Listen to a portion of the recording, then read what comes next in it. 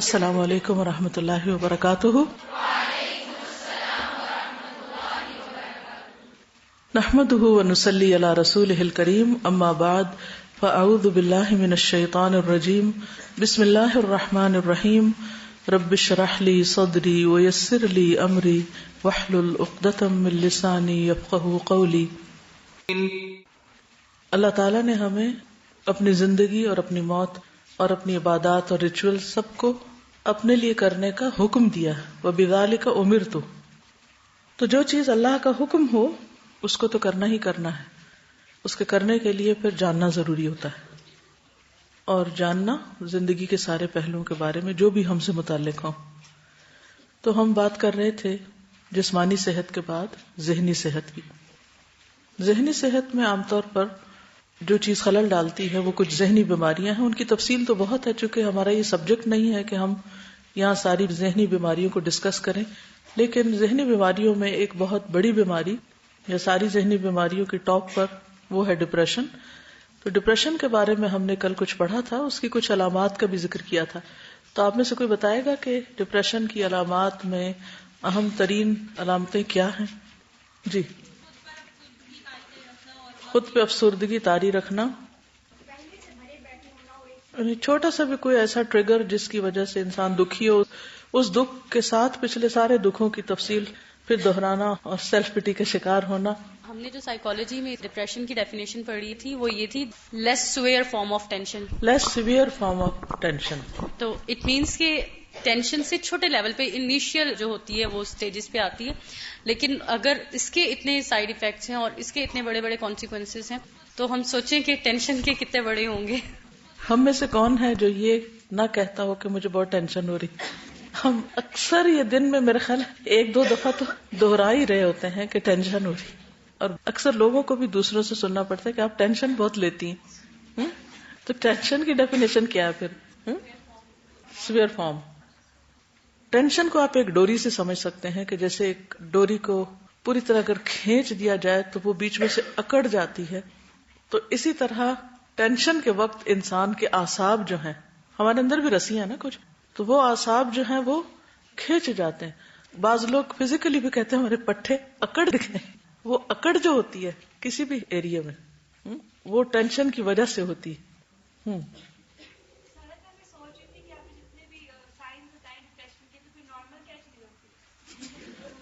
بالکل، بہت ہی اچھا سوچا آپ نے، میں خود بھی یہی سوچ رہی تھی کہ پھر ہم میں سے نارمل کون ہے۔ نبی صلی اللہ علیہ وسلم کی زندگی میں دشمن سب سے زیادہ قریب کس موقع پر تھے؟ ہجرت کے موقع پر، جب آپ غار ثور میں تھے۔ تو اس وقت حضرت ابو بکر کی کیفیت کیا ہونے لگی تھی؟ ٹینشن میں آنے لگے تھے۔ تو نبی صلی اللہ علیہ وسلم نے کیا فرمایا اس وقت؟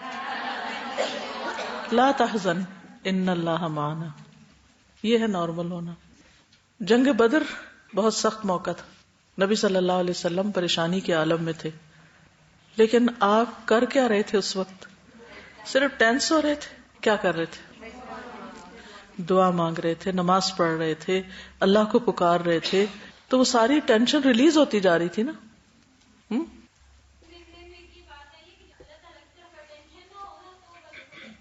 Tension is lack of attention towards اللہ تعالی۔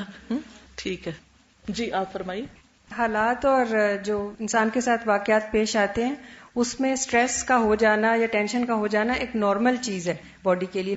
اس سٹریس کو کنٹرول کرنے کے لیے باڈی میں پورا ایک سسٹم ہے، تو پھر نارملائز ہو جاتا ہے، اور اللہ سے تعلق ہو تو بہت ہی پھر جلدی یہ چیز ہو جاتی ہے۔ لیکن اگر یہ چیز پرولونگ ہو جائے پھر وہ ڈپریشن کی شکل، اس کو کہتے ہیں ڈپریشن ہے پھر، یعنی کہ ریپیٹڈلی اس چیز کا ہونا اور پھر اس کو اپنے اوپر طاری کر لینا اور باقی سارے کام اس کے تابع کر لینا، یعنی پھر موڈ کا خراب ہو جانا، پھر کسی چیز میں دلچسپی نہ لینا، پھر اپنے آپ کو اس سے الوف کر لینا، ریلیشن شپ خراب کر لینا، اور نیگیٹو تھنکنگ ہی کرتے نیگیٹو رہنا، تھنکنگ یعنی اس کی برمار رہنا، سارا وقت اسی کے اندر رہنا۔ جو بھی کوئی بات کرے تو اس کو ٹیڑھی نظر سے دیکھنا کہ کوئی غلط ہی سوچ ہے اس کی اور یہ ایسا ہے، ہر ایک کو منفی نظر سے دیکھنا، یعنی ہر ایک کے بارے میں پہلی سوچ جو آنا وہ شک کی اور شکایت کی یا ایک کوئی خرابی کی بات، ایک بدگمانی کی۔ جی نارملی ڈپریشن کی ٹرم جو لے مین استعمال کرتا ہے وہ اس لیے یوز کرتا ہے کہ اس کا جو لو فیلنگ ہو رہی ہے، دل ڈوبا جا رہا ہے، جو بھی اس کی عام فیلنگز ہیں اس کو ایکسپریس کرنے کے لیے یوز کرتا ہے. جس طرح ڈاکٹر فردوس نے کہا کہ یہی والے جو سمٹمز ہیں جب تک یہ over a period of 6 months prolonging نہ کریں، اس کے اندر ساری چیزیں ہوتی ہیں، نیند کا نہ آنا یا نیند کا بہت زیادہ آنا، کھانا کم کھانا نہیں، اس میں سب سے امپورٹنٹ فیکٹر ہے وہ ہے آپ کی سوشل فنکشننگ، یعنی آپ کا لوگوں کے ساتھ تعلق خراب ہو رہا ہے اور آپ ڈسٹینس ہو رہے ہیں، وہ بہت زیادہ میٹر کرتا ہے. یعنی سب سے زیادہ افیکٹ وہ ہوتا ہے، یعنی آپ بالکل الوف ایک کارنر پر ہو جاتے ہیں. اس کے لیے بھی جو صحیح ٹرم یوز ہوتی ہے وہ ڈپریشن کی یوز ہوتی ہے. میری صرف سجیشن یہ ہے کہ اگر آپ کسی بھی دن نارملی لو فیل کریں تو ٹرمینالوجیز یا بڑے ورڈز کا استعمال کرنے کا بھی آپ کے اوپر افیکٹ پڑتا ہے. اسے بار بار یہ کہنا نہیں چاہیے I'm depressed، کیونکہ یہ کیفیات تو روز آئیں گی، اور اگر آپ روز اس کیفیت سے گزر کے اپنے آپ کو کہتے رہیں گے تو ایک دن وہ مرض کی شکل اختیار کر جائے گا. اس کے اندر چھوٹی سی ٹپ ہے، وہ یہ ہے کہ آپ کو جب بھی کوئی لو فیلنگ ہو اس کا فوراً ریزن سوچا کریں، کیونکہ خواتین کو منتھلی جو سائیکلز بھی آتے ہیں اس کی وجہ سے بھی ایک رپورٹ ہوتا ہے کہ ایک لو موڈ ہوتا ہے. تو اگر آپ کا اس کی وجہ سے لو موڈ ہے، یعنی آپ کے سائیکلز کے ڈیز قریب آنے لگے اور اس وقت آپ تھوڑے لو فیل کریں، تو آپ اس چیز کو جانیں اس وقت کیا چیز ہے جو مجھے اس سٹیٹ میں سے نکالے گی. تو اس کے لیے پری پلان کر لیں گے تو ایک تو ڈیفائن ہوگا کہ مجھے اس وجہ سے ہو رہا ہے، تو پھر آپ اس کو اپنے اوپر سوار نہیں کریں گے. جی میرے پہ جب بہت زیادہ سٹریس آتا ہے نا، میں سارے کام چھوڑ دیتی ہوں. پہلے میں بیٹھ جاتی ہوں کہ آخر مسئلہ کیا ہے میرے ساتھ. بعض اوقات ہمارے لفظوں کی اور خیالات کی بہت ٹینشن ہوتی ہے، اتنے ایٹ اے ٹائم خیالات اور لفظ دماغ میں گھوم رہے ہوتے ہیں، خود ہی پریشان ہو جاتے ہیں. پہلے اپنے آپ کو کول ڈاؤن کریں، بیٹھ جائیں، سوچیں کہ آخر کرنا کیا. ٹینشن لے گئے تو کوئی فائدہ نہیں ہوتا، نہ کوئی حل ملتا ہے. تو اس کے بعد آپ پلان کریں تو آپ بالکل ریلیکس ہو جاتے ہیں. ٹھیک جی. جب بندہ ڈپریس ہوتا ہے تو بندے کے ذہن میں بہت ڈھیر ساری سوچیں آتی ہیں اور بہت سارے ورڈز آتے ہیں. اسی طرح ایک سائیکالوجسٹ ہے، ان کی ایک ویب سائٹ بھی ہے ٹو نو یور سیلف. تو اس میں بتاتے ہیں کہ جب آپ کو ڈپریشن ہو تو آپ اس طرح سے کریں کہ آپ ایک پیج لیں اور رینڈم رائٹنگ کریں، جو آپ کے ذہن میں آ رہا آپ لکھتے جائیں. اس سے آپ لوگ سارٹ آؤٹ کر سکیں گے کہ مجھے مسئلہ کیا ہے. کیونکہ جب ہم بیمار ہوتے ہیں تو ڈاکٹر کے پاس چلے جاتے ہیں، ٹیبلٹ لے لی، انجیکشن لے لیا، کچھ کر لیا. تو اس طرح سے آپ اپنے آپ کو دیکھ سکیں گے کہ مجھے کہاں سولوشن چاہیے. ٹھیک. السلام علیکم. سادہ میری مدر کو پچھلے 10 سال سے ڈپریشن تھا، اور وہ اتنی ان کی دوائیاں کہ ایک شاپر ہوتا تھا. پھر وہ کچھ چھوڑنا چاہتی تھی، پھر ہلکا سا کوئی ٹینشن ہوتی تھی، ڈاکٹر کے پاس جاتی تھی، ڈاکٹر وہ پچھلی دوائیاں ختم کر کے ایک اور لمبی انہیں لسٹ میں آ کے دیتا تھا، آپ نے یہ کھانی. اور ہر بات ہوتی تھی، ظاہر سی بات ہے گھر میں بھی اور فیملی میں اور امی ابو کے بیچ میں بھی، کہ جی آپ لوگوں کی وجہ سے یہ ہوا. وہ سارا نیگیٹو ایک ہو گیا تھا، اس کی وجہ سے ہم لوگ ڈپریس ہونا شروع ہو گئے تھے. تو وہ ہوا یہ کہ 10 سال سے جس بھی ڈاکٹر کے پاس جاتی تھی، وہ میرے فادر بھی ساتھ جاتے تھے، تو انہیں کہتے تھے آپ لوگ ان کا خیال رکھیں، یہ تو پاگل ہوتے ہوتے رہ گئی ہیں، ان کا تو یہ ہو گیا. اتنا زیادہ کہ میری مدر وہیں پر رونے شروع کر دیتی تھی، اتنا زیادہ انہیں ڈپریس کیا. اور ان کا ویٹ بھی گین ہو گیا اس وجہ سے، کیونکہ وہ دوائیاں کھاتی تھیں، دوائیوں میں نیند، سوتی رہتی تھیں، اور ہر بات پہ ٹینشن، ہر بات سے رویہ اتنا چینج کہ ہم لوگوں کا دل خراب ہوتا تھا کہ ایسے کیوں ہے. اب 1.5 month پہلے میں ایک ڈاکٹر کے پاس گئی ہیں، ٹیکسلا میں ہوتے ہیں، وہ امریکہ سے آئے ہیں، 40 سال انہوں نے وہاں پہ جو ہے کام کیا، اور وہ نیوٹریشنسٹ بھی ہیں. انہوں نے کہا کہ آپ کو کس نے کہا ہے، آپ تو انسان ہے یا مشین ہے جو چلتی دوائیوں سے ہیں. ہر کام کے لیے انہیں دوائی کھانی پڑتی ہے. تو کہتے ہیں کہ میں سمجھتا ہوں کہ جو چیز ڈائگنوز ہو ہی نہیں سکتی، جو نظر ہی نہیں آ سکتی، ایکس رے میں نہیں آتی کہ ڈپریشن کہاں ہے، ایسی کوئی چیز ہے ہی نہیں. اور 1.5 month ہو گئے. اس ڈاکٹر نے کہا کہ آپ میرے پاس دوبارہ نہیں آئیں گے جب تک آپ دوائیاں نہیں چھوڑیں گے. 1.5 سے میری مدر نے کوئی دوائی ڈپریشن کی نہیں کھائی. چیز ٹوٹلی نارمل. یہ وہ بات ہوگی کہ سوار کر دیتے ہیں دماغ پہ. 10 سال سے جو چیز وہ کر رہی تھی دماغ پہ سوار کر دیا تھا. اصل میں 2 رویے ہوتے ہیں نا. ایک یہ ہوتا ہے کہ انسان مسئلے کو مسئلہ نہ سمجھے، اس کی ساری توجہ حل کی طرف چلی جائے. اور ایک رویہ وہ ہوتا ہے کہ انسان کہیں نہ کہیں اس کو مسئلہ ڈھونڈ لیتا ہے. اس کا دماغ اس طرح کام کرتا ہے کہ ہر چیز اس کو مسئلہ نظر آتی ہے، یا وہ مسئلہ بنانا چاہتا ہے، یا مسئلے گھڑ کے یا مسئلے اٹھا کے اٹینشن لیتا ہے، دوسروں کی اٹینشن لیتا ہے اور خود ٹینشن لیتا ہے. جی سازا ایک ٹپ تھی کہ جس کو بھی ڈپریشن ہو اس ٹائم آپ بیٹھیں اور یہ جو تسبیح نہیں ہوتی جو ہم تسبیح کرتے ہیں سبحان اللہ، اور یہ جو ہاتھ پہ، یہ بیسٹ ایکسرسائز ہے ٹو ریلیز. جب دورہ قرآن اٹینڈ کر رہے تھے تو اس میں ایک بات یہ تھی کہ جو بھی آپ کو ٹینشن ہو نا تو آپ لوگوں سے باتیں نہ کریں، کیونکہ جب ہمارے سامنے پریشانی ہوتی ہے تو ہم بڑھا چڑھا کے اس کو بیان کرتے ہیں اور خود ہی اپنے اندر زیادہ ہو جاتے ہیں. اللہ تعالیٰ سے ڈسکس کریں، اس کا سب سے بڑا فائدہ ہوتا ہے کہ ایگزیجریشن نہیں کرتے ہم. جی. اور دوسری بات یہ ہے کہ بعض اوقات کچھ لوگوں نے حال ہی یہ بنا رکھا ہے کہ ان کو جب پریشانی ہوتی ہے تو وہ کسی اور کو سنا کے اس کو بیمار کر دیتے ہیں، یعنی خود تو وہ فارغ ہو جاتے ہیں اور دوسرے پہ سارا نزلہ گرا دیتے ہیں. اچھا، ایک اور مصیبت یہ ہوتی ہے کہ جب وہ ایک کو سنا لیتے ہیں پھر وہاں سے مرضی کا جواب نہیں آتا تو دوسرے کو، تیسرے، اس کو پکڑ لیا، اس کو پکڑ لیا، اس کو پکڑ لیا، کہانی سناتے رہے. اس سے وہ اپنے کان بھی سنتے ہیں اور انسان اور زیادہ اس میں پکا ہو جاتا ہے. اور جیسے مبالغہ آرائی کی بات ہے، بعض اوقات اتنی مبالغہ آرائی ہوتی ہے کہ جو چیزیں ابھی نہیں بھی ہو رہی ہوتی نا وہ بھی آ جاتی ہیں پھر اس غلط بیانی کی وجہ سے. میری فیملی میں یہ انہیریٹڈ پرابلم ہے، تو ایون کہ جب آپ باڈی میں پہنچتے ہیں تو بالکل میل ہو جاتی ہے کہ انہیں کچھ یاد نہیں رہتا اور نہ کپڑوں کی سمجھ رہتی ہے. تو اس طرح ہو جاتا ہے. تو اس کی میڈیسن کے ساتھ یہ ایک چیز کہنا چاہوں گی کہ ایسے پیشنٹس کو بالکل الگ نہ چھوڑیں. عموماً میں نے فیملیز میں دیکھا ہے. اصل بات یہ ہے کہ جو ہمارے تعلقات ہیں نا اللہ سبحانہ وتعالیٰ سے اور بندوں سے، ان کا درست کرنا بہت ضروری. یعنی اگر آپ واقعی چاہتے ہیں کہ یہ مرض نہ ہو یا اس سے نکل آئے باہر، تو ان دو طرفہ تعلقات کو درست کرنا ہوگا. اور دوسرا کل آپ نے جو بتایا تھا مینیا کا، جس میں موڈ سوئنگ ہوتے ہیں، تو وہ بھی میری فیملی میں ہے. تو وہ یہ ہوتا ہے کہ پیشنٹ جو ہوتا ہے وہ اس کے موڈز کنٹرول میں رہتے ہیں، تو وہ کبھی بہت زیادہ ہنستا ہے یا بہت باتیں کرتا ہے. تو عموماً ایسے ہوتا ہے کہ اس کو سمجھاتے نہیں ہیں یا کسی اور کام پہ نہیں لگاتے، ڈانٹنا شروع کر دیتے ہیں. تو اس میں یہ کہ اس کو کوئی اور کام دے دیا جائے اس وقت. صحیح. اب انشاءاللہ ہم قرآن و سنت کی روشنی میں دیکھیں گے مزید کچھ چیزیں. یہ پڑھ لیتے ہیں، پھر اگر کوئی بات آپ سمجھے کہ رہ گئی ہے تو وہ مجھے آپ بتا دیجیے تاکہ اس کو بھی ہم شامل کر لیں گے. بسم اللہ الرحمن الرحیم. اللہ سبحانہ و تعالیٰ نے ہمیں یہ بات بتا دی ہے کہ ہم تمہیں ضرور آزمائیں گے. تو آزمائشیں تو ہوں گی، امتحان تو ہوں گے، تکلیفیں آئیں گی، پریشانیاں آئیں گی. اس سے کوئی بھی شخص بچ نہیں سکتا، کیونکہ زندگی ہے ہی امتحان کے لیے. بلکہ زندگی کا ہر لمحہ ہی ایک امتحان ہے، جس کا مقصد یہ دیکھنا ہے کہ ایکم احسن عملا، تم میں کون اچھے عمل کرتا ہے. جب انسان پر کوئی بیماری آئے، کوئی تکلیف آئے، کوئی پریشانی آئے، کوئی حادثہ ہو جائے، کہیں گھر میں کسی کی موت ہو جائے، وفات ہو جائے، کچھ بھی ہو، تو ایسے موقع پر انسان اس سے بڑی کسی مصیبت کو یاد کر لے تو وہ مصیبت ہلکی لگنے لگے گی. رسول اللہ صلی اللہ علیہ وسلم نے آخری مرض کے ایام میں ایک دن دروازہ کھولا یا پردہ ہٹایا جو آپ کے اور مسجد میں نماز پڑھنے والے لوگوں کے درمیان حائل تھا. آپ نے دیکھا تو لوگ ابو بکر رضی اللہ عنہ کی اقتداء میں نماز پڑھ رہے تھے. آپ نے انہیں اس اچھے حال میں دیکھ کر اللہ کا شکر ادا کیا کہ سب لوگ نماز پڑھ رہے ہیں. آپ کو یہ امید ہوئی کہ اللہ تعالیٰ نبی صلی اللہ علیہ وسلم کی وفات کے بعد بھی ان کو ایسے ہی اچھے حال میں رکھے گا جو آپ نے دیکھا. پھر فرمایا، اے لوگو، جس شخص کو یا جس مومن کو کوئی مصیبت پہنچے تو اسے چاہیے کہ کسی دوسرے کی وفات کی وجہ سے پہنچنے والی مصیبت کا غم ہلکا کرنے کے لیے میری وفات کی وجہ سے پہنچنے والی مصیبت کو یاد کر لے، کیونکہ میری امت کے کسی فرد کو میری وفات کی مصیبت سے بڑھ کر کوئی مصیبت نہیں پہنچ سکتی. یعنی آخری جو آپ کے بالکل ایام کی جو باتیں ہیں ان میں سے یہ بات ہے کہ جس کو کوئی مصیبت پہنچے وہ میری مصیبت کو یاد کر لے تو اس کی مصیبت ہلکی ہو جائے گی. ہم میں سے کسی انسان کی وفات بڑی مصیبت ہے یا اللہ کے رسول صلی اللہ علیہ وسلم کی وفات؟ عام انسانوں کے تو ریپلیسمنٹس بہت ہو سکتے ہیں، لیکن اللہ کے رسول صلی اللہ علیہ وسلم کی ریپلیسمنٹ کوئی بھی نہیں ہے. ان سے بڑھ کر محبت بھی کسی سے نہیں ہو سکتی یا نہیں ہونی چاہیے.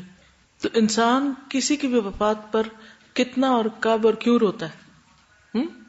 کس کی وفات پر روتے ہیں زیادہ؟ جس سے ہمیں سب سے زیادہ محبت ہو. ایسا ہی ہے نا؟ کس چیز کے کھونے پر سب سے زیادہ روتے ہیں؟ جو ہمیں بہت پیاری ہوتی. تو ہمارا ایمان کیا کہتا ہے کہ سب سے بڑھ کر محبت کس سے کرو؟ ہے نا؟ رسول اللہ صلی اللہ علیہ وسلم سے. تو جب کسی انسان کی جدائی پر، کسی انسان کی وفات پر ہمیں غم آنے لگے، تکلیف ہونے لگے اور وہ غم ڈپریشن بننے لگے تو کیا سوچنا چاہیے کہ میرا ایمان کیسا ایمان ہے. اکثر آپ نے دیکھا ہوگا کہ جب نبی صلی اللہ علیہ وسلم کی وفات کے بارے میں پڑھا جاتا ہے یا سنایا جاتا ہے، 10 دفعہ بھی بتایا گیا ہو، لیکن جب بتایا جاتا ہے تو ایک دم آنسو آنے لگتے ہیں، کنٹرول نہیں ہوتے. اور یہ ایمان کی علامت ہے کہ ہمیں آپ سے محبت ہے.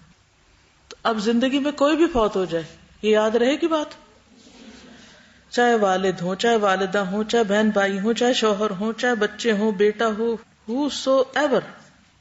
تو اس وقت کیا پوچھنا اپنے آپ سے، کیا سوچنا ہے، کیا کہنا ہے؟ کہ یہ غم اللہ کے رسول صلی اللہ علیہ وسلم کی جدائی کے غم سے تو بڑا نہیں، آپ کی وفات کے غم سے تو بڑا نہیں امت کے لیے. اب آپ ہو سکتا ہے یہ کہیں کہ وہ تو پہلے ہی ہم نے نہیں دیکھے اور نہ ہمیں پتا ہے، تو جس کو پتا ہوگا تو اس کو یہ سمجھنا مشکل نہیں، پھر وہ پتا کریں، اس کمی کو پہلے پورا کریں، کیونکہ آپ کی پہچان نہیں ہوگی تو آپ سے محبت بھی نہیں ہوگی، اور وہ ایمان کا حصہ ہے. کوئی ایمان لا ہی نہیں سکتا جب تک یہ محبت نہ ہو اس کے دل میں، کیونکہ آپ صلی اللہ علیہ وسلم فرمایا فَإِنَّ أَحَدًا مِّنْ أُمَّتِي لَن يُصَابَ بِمُصِيبَةٍ بَعْدِي أَشَدَّ عَلَيْهِ مِن مُصِيبَتِي. ایک اور روایت میں خباب بن ارت کہتے ہیں ہم نے رسول اللہ صلی اللہ علیہ وسلم سے شکایت کی، آپ اس وقت اپنی ایک چادر پر ٹیک دیے کعبہ کے سائے میں بیٹھے ہوئے تھے. ہم نے آپ کی خدمت میں عرض کیا کہ آپ ہمارے لیے مدد کیوں نہیں طلب کرتے، یعنی ہمیں اتنی تکلیفیں دی جا رہی ہیں، آپ اللہ سے دعا کیجئے، ہمارے لیے اللہ سے دعا کیوں نہیں مانگتے، یعنی ہم ان کافروں کی تکلیف سے تنگ آ گئے. آپ نے فرمایا تم سے پہلی امتوں کے لوگوں کے لیے گڑھا کھودا جاتا، انہیں اس میں ڈال دیا جاتا، پھر ان کے سر پر آرا رکھ کر ان کے 2 ٹکڑے کر دیے جاتے، پھر بھی وہ اپنے دین سے نہ پھرتے تھے. اتنی سخت مصیبتیں سہیں. لوہے کے کنگے ان کے گوشت میں دھنسا کر ان کی ہڈیوں اور پٹھوں پہ پھیرے جاتے تھے، یعنی اندر گھسا کے اور پھر اس کو کھینچا جاتا، پھر بھی وہ اپنا ایمان نہیں چھوڑتے تھے. اللہ کی قسم یہ کام یعنی اسلام کمال کو پہنچے گا، اور ایک زمانہ آئے گا کہ ایک سوار مقام صنعاء سے حضر موت تک سفر کرے گا، لیکن راستوں کے پرامن ہونے کی وجہ سے اسے اللہ کے سوا اور کسی کا ڈر نہ ہوگا، یا صرف بھیڑیے کا خوف ہوگا کہ کہیں اس کی بکریوں کو نہ کھا جائے، لیکن تم لوگ جلدی کرتے ہو. اس وقت جبکہ اتنی آزمائشیں اور تکلیفیں دی جا رہی تھی دین کے رستے میں، نبی صلی اللہ علیہ وسلم نے ان کو یہ نہیں کہا کہ ہاں تم بڑے مسکین اور تم واقعی رحم کے قابل اور ترس کے قابل ہو، اور میں سوچو ان کے بارے میں. ایک تو آپ نے حکم دیا کہ انسان ایسے موقع پر بڑی تکلیف کو یاد کرے، اور ایک عملی طور پہ کر کے بھی دکھایا آپ نے. اچھا، ہمارے پاس جب کوئی تکلیف اپنی لے کر آتا ہے یا شکایت لے کر آتا ہے تو ہم عام طور پر کیا کرتے ہیں؟ کیا کرتے ہیں؟ صرف سمپیتھائز کرتے ہیں، ہاں تم تو بہت ہی بیچارے ہو، تو وہ جسٹیفائی کر لیتا ہے پھر، اور اپنے آپ کو اور مظلوم سمجھنے لگتا ہے، اور باقی ساری دنیا اس کو ظالم نظر آتی ہے. کیا کرنا چاہیے؟ اس کو سوچوانا چاہیے، اس سے سوال کرنے چاہیے، اس سے غور و فکر کروانا چاہیے، کیونکہ بہت سی پریشانیوں کا تعلق صرف سوچ سے ہوتا ہے. ہمارے سوچنے کا ایک خاص طریقہ ہوتا ہے، خاص طرز عمل ہوتا ہے، اس کی وجہ سے ہم پریشان رہتے ہیں.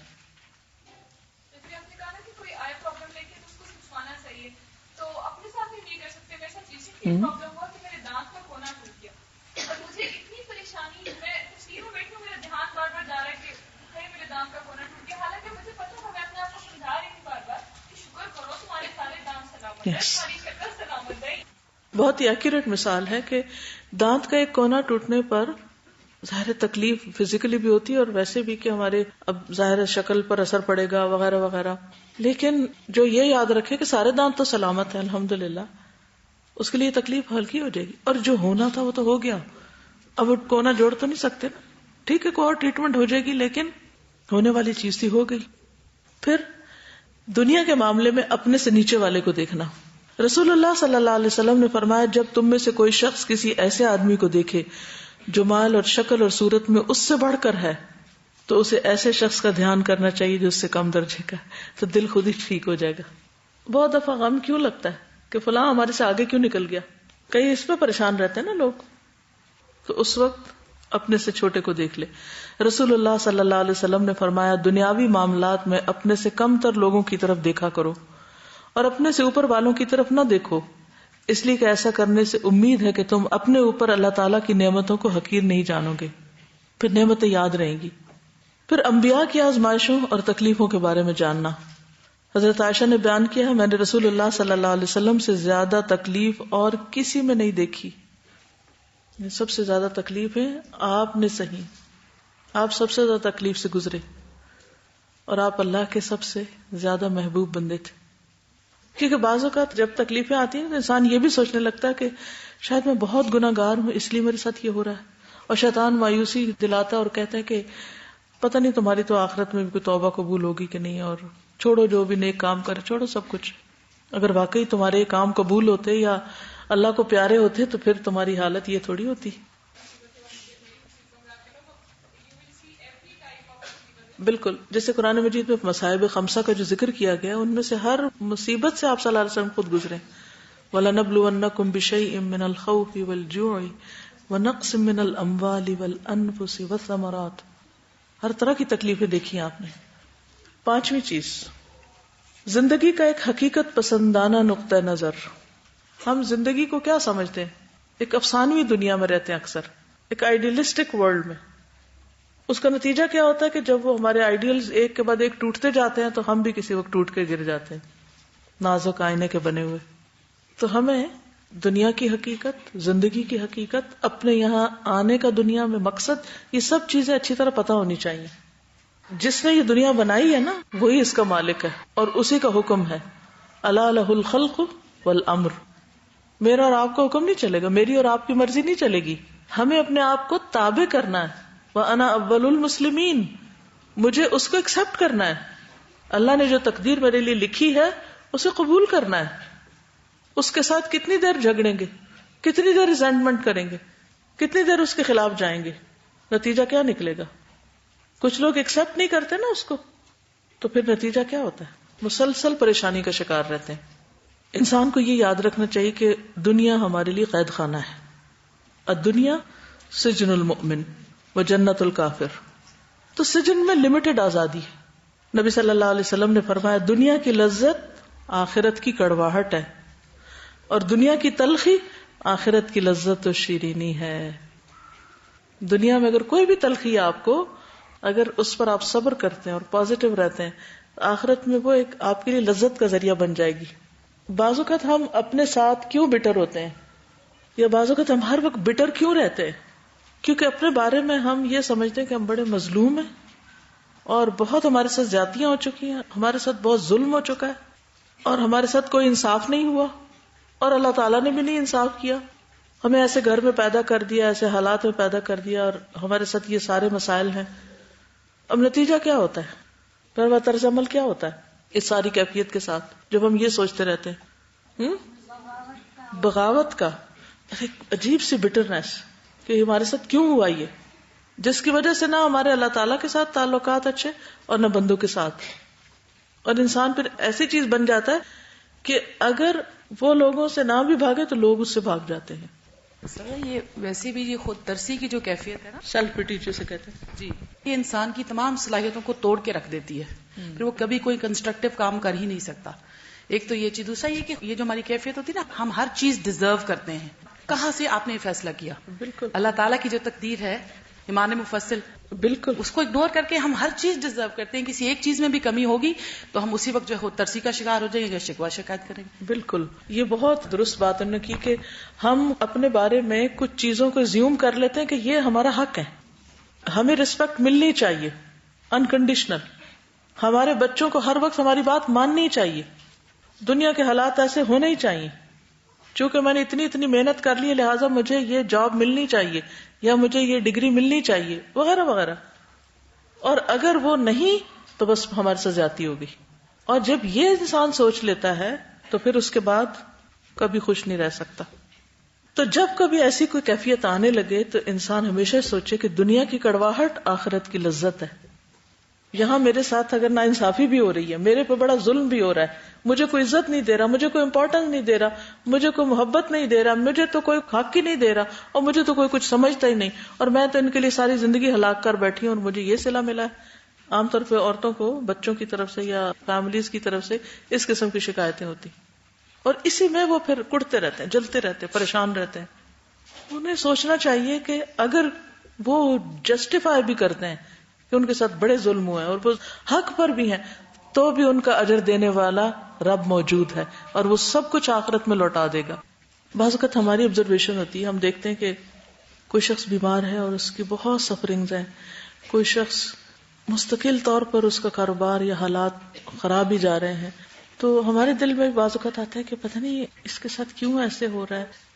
اگر ایک شخص اتنی تکلیف کے ساتھ دنیا سے جا رہا ہے اور دوسرا شخص اتنے آرام کے ساتھ جا رہا ہے تو اس کے لیے یہ کیوں اور اس کے لیے کیوں نہیں. بہت چھوٹی عقل ہے نا، ہمیں تو نہیں سمجھ آ سکتی یہ باتیں، تو اللہ کے فیصلے.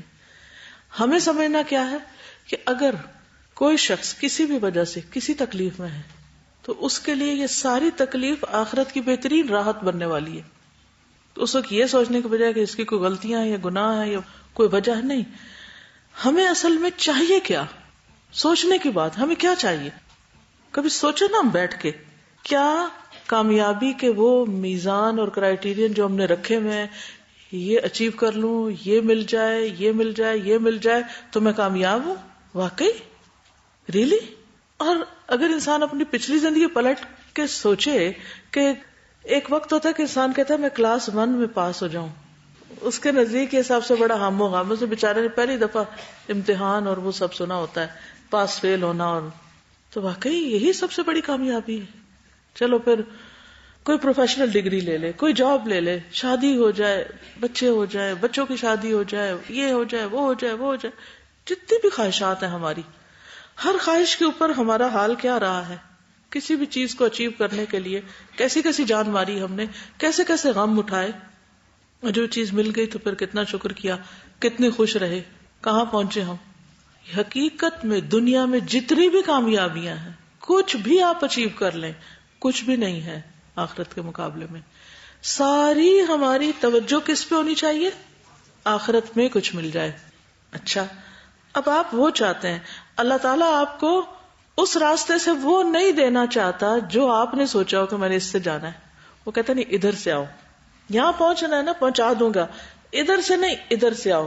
ہم کہتے ہیں نہیں ادھر سے ہی جائیں گے تو پہنچیں گے، اور اس کو ہم کامیابی سمجھتے ہیں، جبکہ اللہ تعالیٰ نے وہاں پہنچانے کے لیے آپ کے لیے ایک اور مشکل راستہ رکھا ہوا ہے کہ یا تو آپ کسی بیماری سے گزر کے آئے، یا آپ کسی چیز کی محرومی سے گزر کے آئے، کسی کی جدائی سے گزر کے آئے، معلوم نہیں کیا کیا ٹیسٹ. تو ہر تکلیف پر بندہ دعا بھی کرے، علاج بھی کرے، سب کچھ کرے، لیکن ساتھ کیا سوچے کہ اللہ اگر تو اس پہ راضی ہے اور تو اس پہ میرے لیے بہتری سمجھتا ہے تو میں بھی اس پہ راضی. ہو سکتا ہے کچھ لوگ صرف اس تکلیف میں ہوں کہ ان کی اب تک شادی کیوں نہیں ہوئی، مثلا شادی ہو چکی تو اس تکلیف میں دن رات ہیں کہ بچے ابھی تک کیوں نہیں ہوئے، یا شوہر کے رویے کی وجہ سے پہلے صرف روتے تھے کہ شادی ہو جائے، اب روتے ہیں کہ شوہر ٹھیک نہیں ہے مثلا. تو آپ دیکھیے کہ ان میں سے کون سی ایسی چیز ہے کہ جس کو ہم بدل سکتے ہیں. کچھ چیزیں بدل سکتے، کچھ نہیں بدل سکتے. اور آپ سمجھتے ہیں کہ اس چیز کا نہ ہونا، مثلا کوئی یہ سمجھ سکتا ہے کہ شادی کا نہ ہونا اس کی ساری کامیابیوں کے راستے میں رکاوٹ ہے، کیونکہ لوگ اس کی طرف دیکھتے ہیں بار بار، اچھا ابھی تک نہیں شادی ہوئی، وہ لوگ اس کو اچھا نہیں سمجھ رہے، لوگ کیا کہیں گے، لوگ، یہ بھی بہت بڑا خوف ہے نا لوگوں کا. لیکن اگر انسان یہ سمجھتا ہے کہ دنیا کی کڑواہٹ آخرت کی لذت ہے، تو پھر کوئی کڑواہٹ بھی برداشت کرنی مشکل نہ رہے گی، چاہے لوگوں کے تانوں کی ہو، لوگوں کی باتوں کی ہو، لوگوں کی نظروں کی ہو، لوگوں کی سوچوں کی ہو، کسی بھی چیز کی ہو، پھر نہیں مشکل رہے گی. پتہ کیا، ہمیں بعض اوقات خود کوئی اتنی خاص پریشانی نہیں ہوتی، لوگوں کی باتوں کی پریشانی ہوتی کہ لوگ کیا کہیں گے. زندگی میں کوئی حادثہ ہو جائے، کسی کو ڈیورس ہو جائے، کچھ ہو جائے، وہ ڈیورس ہونا تو انسان کہتا ہے راحت کا باعث ہوا، جان چھوٹی، لیکن پریشانی کیا ہوئی، خوف سارا یہ ہے. اس سے بھی نجات حاصل کرنے کی ضرورت ہے. سازا اس میں یہ بھی ایڈ کروں گی کہ لوگ آزمائش بھی اپنی پسند کی چاہتے ہیں. ہاں جی، یہ نہ ہوتا نا یہ تو میں کر لیتے لیکن یہ بڑا مشکل ہے، یہ مشکل، بھئی یہ آپ کی ڈیسیژن ہی نہیں ہے. اصل بات وہی ہے نا کہ یہ سارے تو اللہ کے فیصلے ہیں. جب اللہ کے فیصلے ہیں تو پھر ان کو ایکسپٹ بھی تو کرنا ہے. بس اللہ سے باتیں کیا کرے اور کہا کرے کہ یا اللہ تو میرے ایمان کو سلامت رکھ، اور اگر یہ لمحے کی بھی مجھے تکلیف ہے نا، چاہے وہ دل میں لگی ہوئی ہے یا دماغ میں وہ خلل آیا ہوا ہے یا فزیکلی کوئی، تو اس کو میری آخرت کی نجات کا ذریعہ بنا دے اور اپنے قرب کا ذریعہ بنا دے.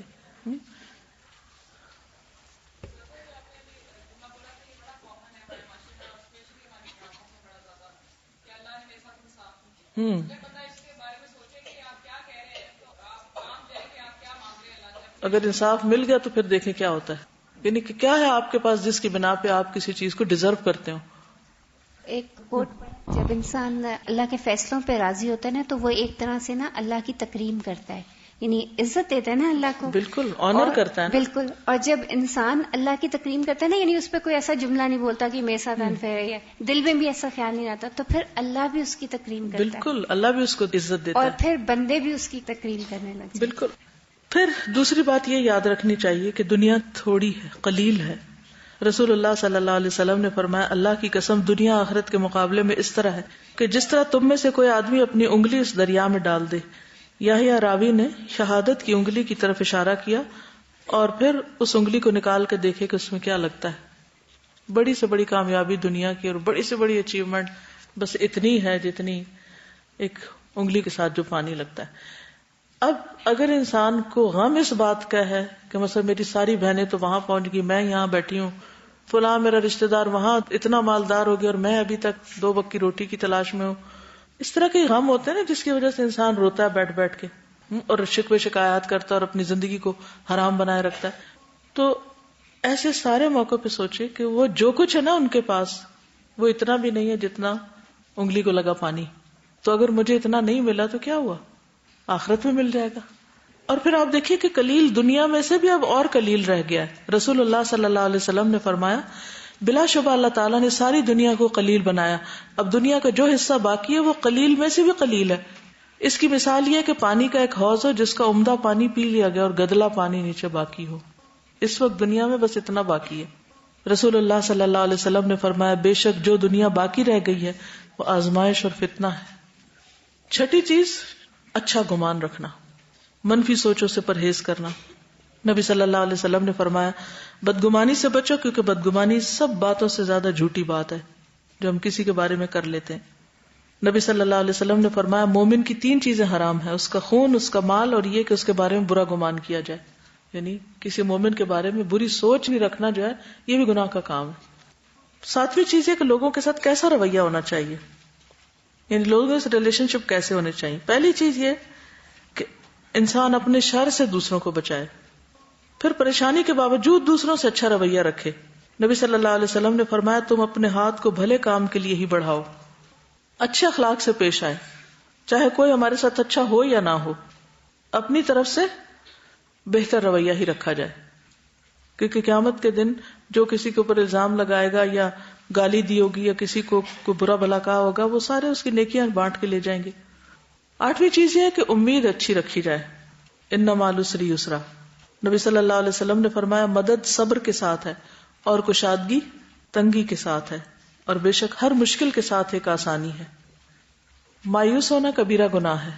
ایک آدمی نے کہا اللہ کے رسول صلی اللہ علیہ وسلم کبیرہ گناہ کون سے ہیں؟ آپ نے فرمایا اللہ کے ساتھ شرک کرنا، اس کے رزق سے مایوس ہونا اور اللہ کی رحمت سے مایوس ہونا. ایک اور حدیث میں آتا ہے کہ آپ نے فرمایا 3 آدمیوں کے بارے میں مت پوچھو کہ انہیں کتنا عذاب ہوگا. ایک وہ جو اللہ سے اس کی چادر لینے میں جھگڑے کہ اللہ کے اوپر کی چادر کبریائی ہے اور نیچے کی چادر عزت ہے تو وہ بڑا بننا چاہے. دوسرا وہ جو اللہ کے کاموں میں شک کرے. تیسرا اللہ کی رحمت سے مایوس ہونے والا. مت پوچھو اس کا انجام کیا ہے، کیونکہ وہ پھر جب مایوس ہو جاتا ہے تو ڈپریشن میں جاتا ہے اور وہیں سے اس کا عذاب شروع ہو جاتا ہے ایک طرح سے.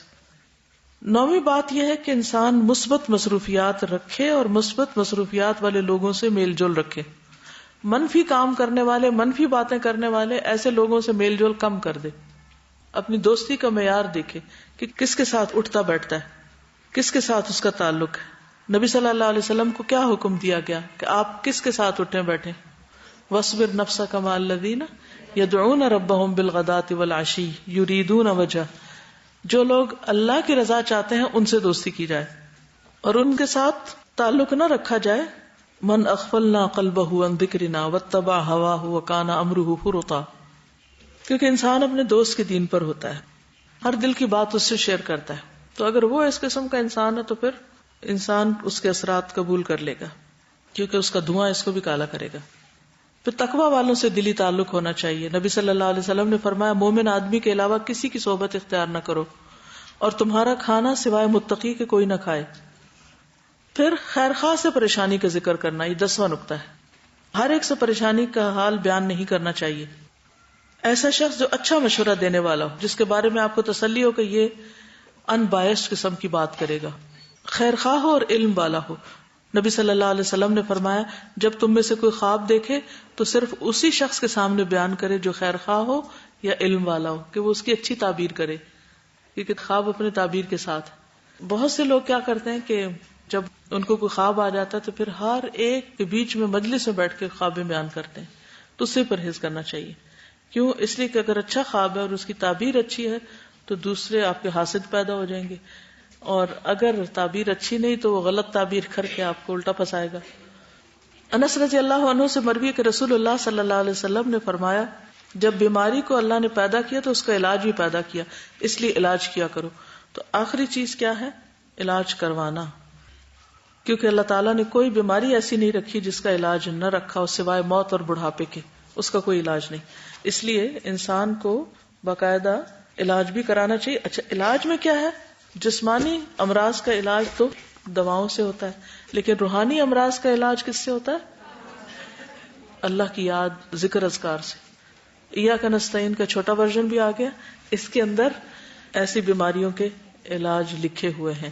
مثلا حفاظت کی دعائیں ہیں، رات بھر حفاظت کے لیے، سونے میں وحشت کی دعا، برا خواب دیکھیں تو اس کی دعا، وسوسوں سے نجات کی دعا، نظر لگ جائے، جادو کے اثرات ہوں، جنات اور شیاطین کا خوف ہو، بیماریاں ہوں، رنج و غم اور ڈپریشن، تو ان سب کے لیے دعائیں لکھی ہوئی ہیں. ٹھیک ہے، تو جو دعائیں اللہ کے رسول صلی اللہ علیہ وسلم نے سکھائی ہیں ان کو اگر پڑھنے کی عادت ہوگی تو ہر روز جو آپ کی لو فیلنگ ہوگی اس کا ساتھ ہی دعا پڑھ کے علاج ہوتا جائے گا. تو کوئی چیز ڈپریشن نہیں بنے گی، ایکیوٹ مرض نہیں بنے گی پھر. ٹھیک ہے، چاہ رہے ہیں